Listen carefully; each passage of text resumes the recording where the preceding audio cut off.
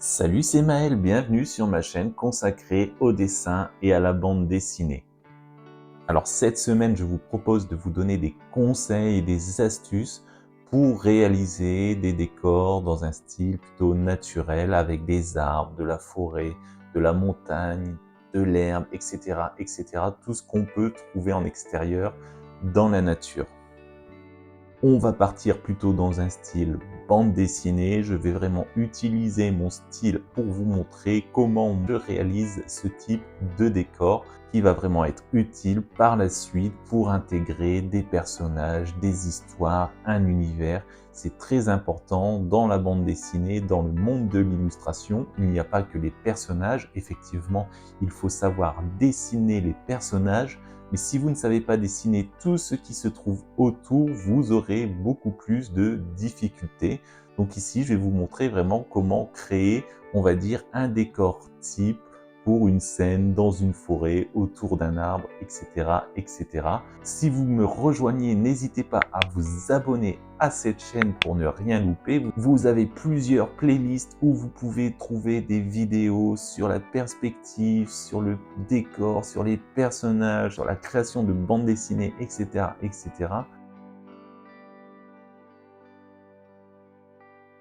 Je voulais revenir sur des questions qu'on me pose un petit peu régulièrement sur comment tu fais les arbres, l'herbe, et comment tu recrées les textures pour tes bandes dessinées, tout ça. Donc là, je vais vous montrer un petit peu comment je fais, quelles techniques j'utilise pour bien créer et harmoniser, on va dire, ces décors où on va avoir des arbres, de la forêt, de l'herbe, enfin, toutes des choses un petit peu naturelles qu'on retrouve à l'extérieur. Donc là, je vais vraiment partir sur mon style à moi. Et évidemment, après, c'est à vous à l'adapter en fonction de ce que vous voulez faire, de votre style, de vos envies, etc.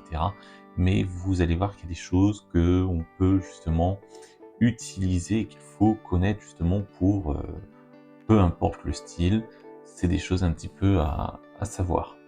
Une des premières choses que je voulais dire, c'est qu'on voit souvent chez les débutants, voilà, un manque de travail au niveau des décors. Alors ici, on va vraiment partir sur le décor naturel. Donc, on a tendance toujours au départ à vouloir travailler plus les personnages, créer des beaux personnages, et on laisse souvent un petit peu de côté toute la partie décor. Alors que si le décor n'est pas travaillé, ça peut aussi manquer pour votre BD, même si vos personnages sont bien, il faut vraiment que le décor le soit aussi. Donc ce qu'il faut faire, c'est déjà apprendre à observer la nature, ça c'est important, d'identifier la nature, de reproduire ce qu'on voit dans la nature de manière parfois très réaliste, même si c'est pas le style qu'on veut faire, si on veut faire un style cartoon, humoristique, etc. Il faut vraiment apprendre à observer la nature et à réaliser de temps en temps des croquis justement à partir de choses naturelles. J'ai déjà fait des vidéos sur le sujet justement où je parle justement de comment je travaille un petit peu en dessinant à l'extérieur. Vous pouvez aller voir ces vidéos justement, je vous mets un lien ici d'une vidéo que j'ai réalisée sur le sujet. Donc vous pouvez aller la voir un petit peu en complément, où là je travaille sur des textures naturelles comme les feuilles, les arbres, les branches, etc., etc. Et une des choses, c'est ça que je voulais dire, c'est que souvent, quand on réalise des décors extérieurs, ce qu'on voit souvent chez les débutants, c'est des choses très simples, très basiques, où voilà, par exemple pour un arbre, on va se retrouver avec juste une sorte de tronc comme ça, tout simple, et puis une sorte de d'arbre ici comme ça. Et encore là je l'ai bien fait, bon je l'ai bien fait, on va dire que j'ai suivi un principe important. Si je devais vraiment plutôt caricaturer, on se retrouve souvent plutôt avec des trucs comme ça. Le tronc et voilà, les feuilles de l'arbre. Donc là, pourquoi je vous ai dit que celui-là était déjà mieux réalisé? Parce qu'ici, on suit déjà le mouvement naturel d'un arbre. Ce qui est important de savoir quand vous réalisez un dessin comme ça, c'est que les arbres dans la nature sont toujours plus épais ici au niveau des racines, et plus ils montent, plus ils vont s'affiner. Alors qu'ici, vous voyez, j'ai fait juste un tube. Alors ça peut arriver en fonction après des espèces. Je vais pas faire toutes les espèces, mais voilà. Souvent, un arbre dans la nature, il n'est pas droit comme ça. il est vraiment sur quelque chose de plus naturel. Alors, ceux qu'on pourrait retrouver plutôt droits comme ça, ce sont plutôt les sapins, et encore, si on fait un sapin, même au niveau du sapin, vous avez le sapin qui va partir peut-être un petit peu plus comme ça, même si ça se voit moins, mais le bas est forcément plus large que le haut, et là vous allez retrouver votre sapin ici, voilà. Même si on voit pas forcément tout le tronc après, parce qu'il est caché par le feuillage, mais en tout cas, voilà, vous voyez que le tronc, il est toujours plus large en bas que en haut, d'accord? Donc moi j'aime bien faire quand même des arbres assez torturés, tortueux, voilà, qui sont, voilà, pas trop droits, comme dans la nature. Si vous regardez dans la nature, voilà, vous avez des arbres qui vont dans tous les sens, et moi c'est ce que j'aime bien reproduire. Donc, comme j'ai dit ici, je vais pas faire toutes les formes d'arbres, mais déjà vous montrer quelques astuces. Là, je vais vraiment partir sur quelque chose de plus torturé, et c'est à vous à choisir. Hop, c'est plutôt sur la création de chênes, on va dire. Ça ressemble plus à des arbres, à des chênes ici. Et ce que je fais moi souvent, donc je commence par faire quelques branches. Alors, il y en a des centaines, voire des milliers de branches dans un arbre, hein. Vous regardez, en plus là c'est la période automnale où on commence à voir toutes les branches apparaître. Et donc on peut imaginer de partir dans plein de sens et faire plein de branches. C'est pareil pour les branches, toujours plus large en bas et moins large en haut. C'est-à-dire que pour faire une branche, si vous voulez, je reprends ma feuille ici, votre branche, voilà, il ne faut pas me faire tout fin ici et tout gros après. Ça, voilà, je caricature, voilà. Ça n'existe pas trop ça dans la nature au niveau des branches. On part toujours de quelque chose de, de plus large, et plus on va vers la fin de la branche, plus ça va s'affiner. Voilà. Et puis même après, on peut imaginer que ça repart dans plusieurs sens. Voilà. Donc ici, on a notre arbre. Hop. Et moi, souvent, ce que je fais, voilà, je m'arrête à peu près à ça. Et je vais faire les feuilles. Alors les feuilles, c'est pareil, vous en avez des milliers de feuilles sur un arbre. Certains dessinateurs vont s'amuser vraiment à rentrer dans les détails et faire énormément de feuilles. Moi, non, pas trop. Voilà, je suggère un petit peu comme je vous ai montré un petit peu dans ce qu'il ne faut pas faire. Voilà, déjà ce que je fais, c'est que je ferme un petit peu ici. Et j'essaye de faire des choses régulières qui ont un sens, mais en même temps qui sont un petit peu différents. En fonction de l'arbre que vous avez, vous pouvez faire des choses plus ou moins différentes. C'est pour ça que je vous dis d'observer toujours la nature. Moi, je fais souvent des feuilles, voilà, comme ça, arrondies, un peu, mais on peut imaginer suggérer des feuilles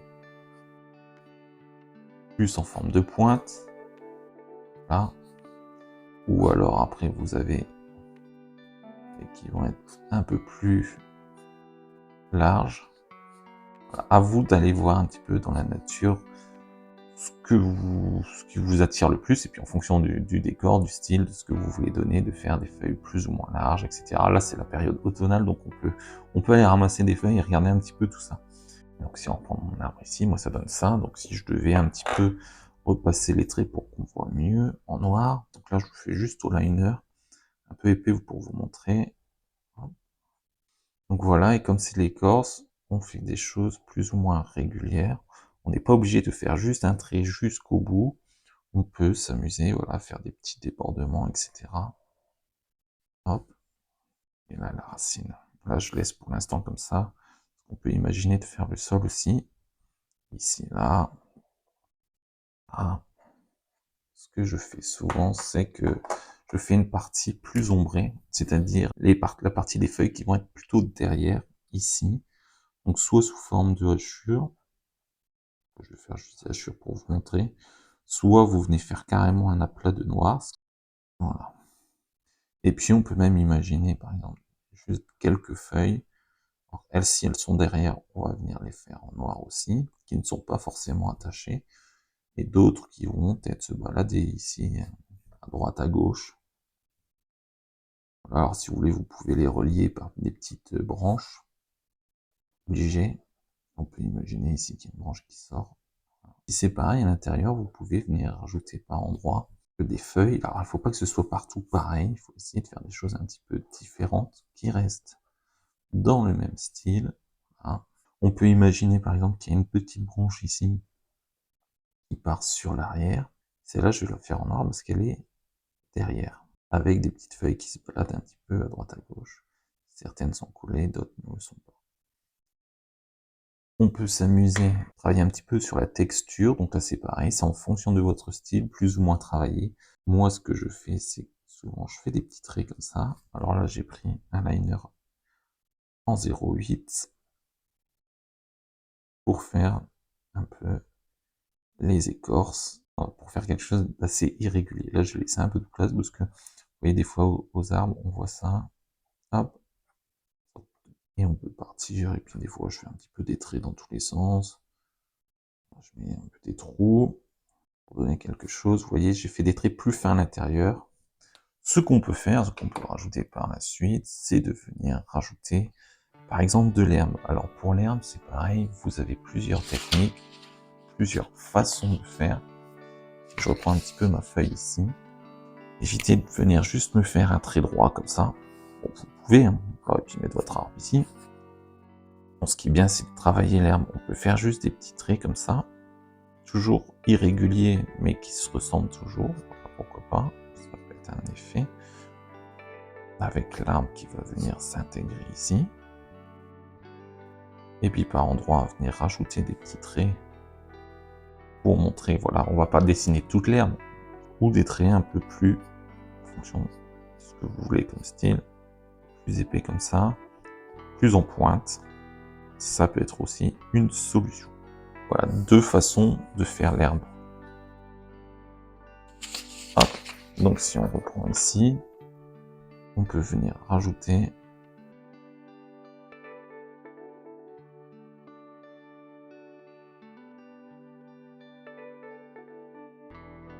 ça va être l'herbe pour le premier plan, et puis on peut imaginer que derrière, on a un peu plus d'herbe, de l'herbe haute.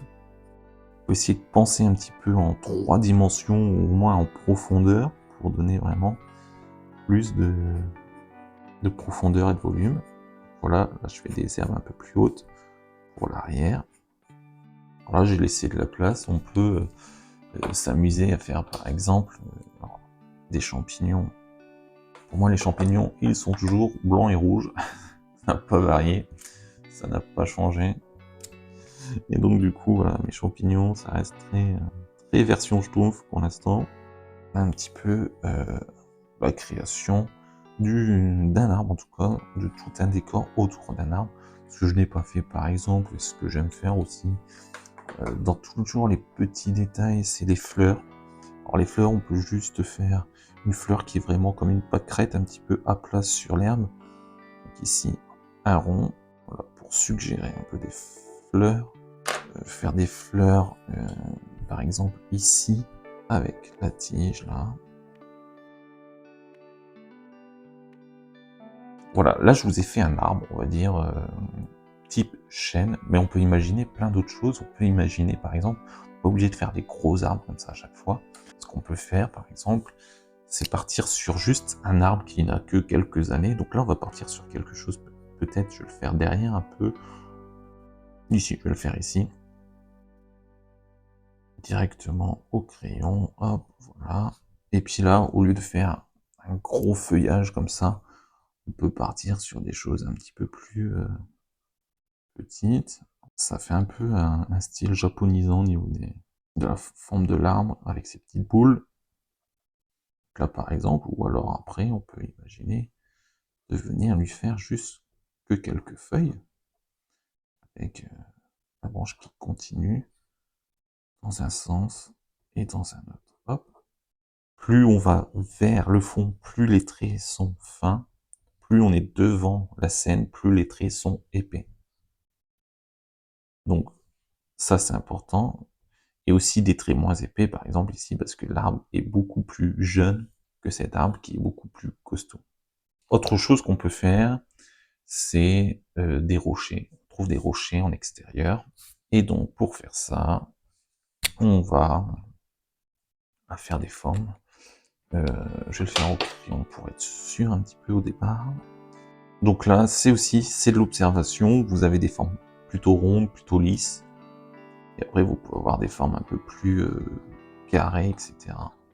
Donc là, dans un premier temps, je fais juste les contours. On a des sortes de galets aussi. Hop. Donc là, vous avez les rochers. C'est pareil. Pour l'instant, ça ressemble à une forme de patate. On peut venir s'amuser, par exemple, à faire plein de choses, comme ce sont des rochers. Alors, ça dépend s'ils sont lisses, pas lisses. S'ils ont des taches, par exemple, on peut faire des petits ronds pour faire des taches. Je vais prendre le 0,5 par exemple. Et on peut faire un petit peu des traits à l'intérieur. Hop. Ici, une partie un petit peu ombrée.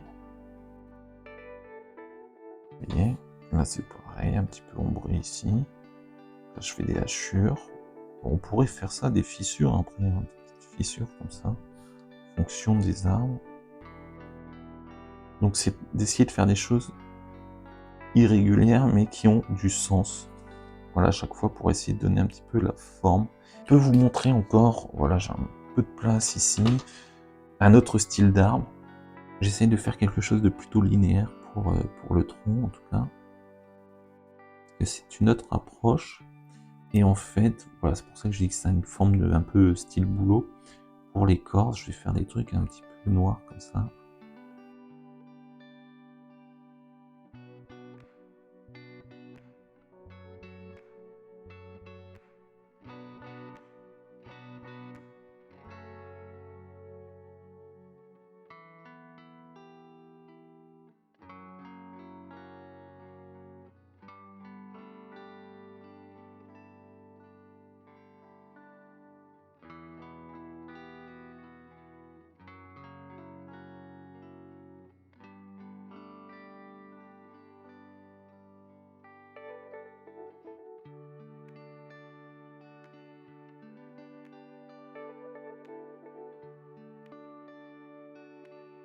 Dans la forêt, on a souvent aussi des arbres avec des lianes. Donc si on a, je vais faire juste un petit bout d'arbre, ici par exemple. Voilà, et on va faire une liane qui vient en fait. Et on va voir la liane, donc la liane qui fait un petit peu, on va dire, le tour. Hop, on peut pareil, faire des petits traits dans un sens, des petits ronds.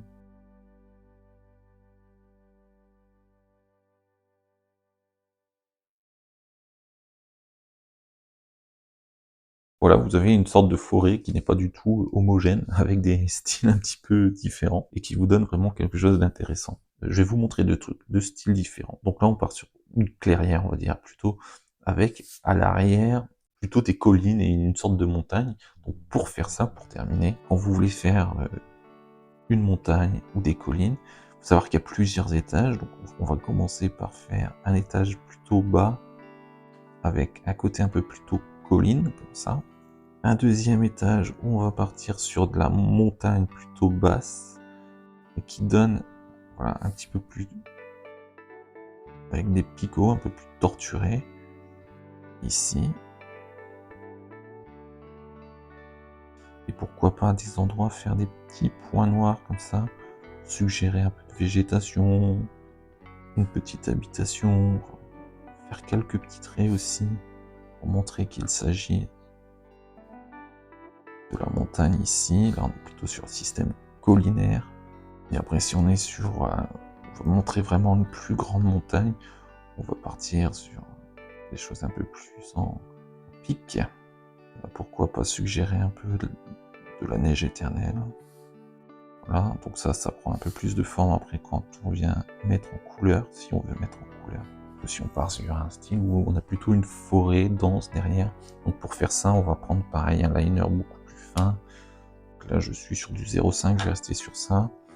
Donc si on veut faire un truc un peu plus dense, on peut donc refaire des buissons. Et comme on veut pas faire tous les arbres, on va venir juste en fait tracer les troncs, voilà, comme ça, suggérer pour les arbres qui sont derrière.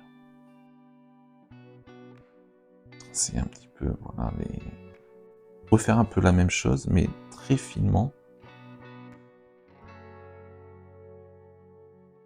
Et après, en fait, c'est la magie de la couleur qui va venir faire le reste. Vous voyez, j'appuie quasiment pas. Je vais vous montrer. Et là, on va vraiment avoir la forêt beaucoup plus dense. Avec, vous voyez, j'essaie de créer différents étages d'arbres, plus ou moins loin, etc. Et voilà, on arrive à la fin de cette vidéo. J'espère qu'elle va vraiment vous aider pour créer vos décors forestiers, vos décors extérieurs. N'hésitez pas à me laisser un petit commentaire en me disant quel type de décor vous voudriez que j'aborde dans les prochaines vidéos. Et puis en attendant, je vous dis bon dessin et à la semaine prochaine. Allez, salut, ciao!